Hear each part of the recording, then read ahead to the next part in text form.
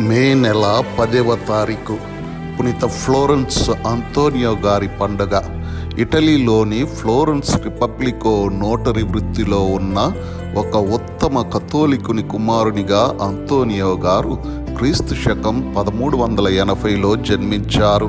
చిన్న వయసులోనే అనగా తమ 15వ ఏటనే వేద బోధక సభలో గురు అభ్యర్థిగా శిక్షణకు చేరారు.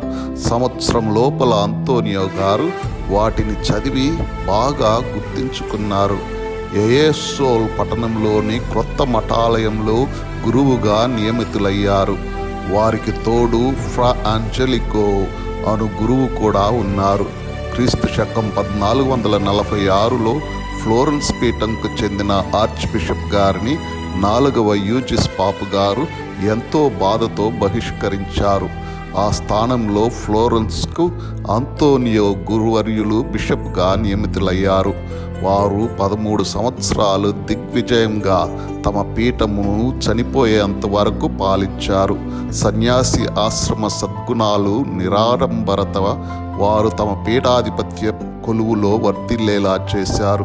ఖరీదైన చెక్క సామాన్లు, అలంకార వస్తువుల్ని అమ్మి పేద సాధలకు దానం చేశారు.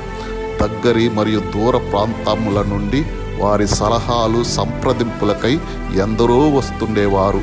అన్ని సమయాల్లో వారికి అందుబాటులో ఉండి వారి బాగోగులను విచారించి వారిని మంచి సలహాలతో సంతోషపడేలా చేసి పంపేవారు.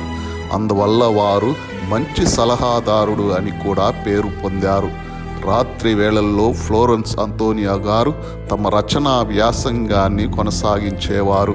వారు సుమ్మా థియోలాజికా మొరాలిస్ 15 విభాగాలుగా ఈ పుస్తకాన్ని తమ 50వ ఏట వ్రాశారు. ఆత్మశోధన చేయు పశ్చాత్తాప హృదయులకు అవసరపడిన ప్రార్థనా పుస్తకాన్ని వెలయించారు. క్రైస్తవ కుటుంబ ప్రార్థనలను కూడా వ్రాసి అందుబాటులోనికి తెచ్చారు. తమ దృష్టిలో దైవ కృపలను పొందటానికి అనువైన ప్రపంచ చరిత్రను కూడా వ్రాశారు.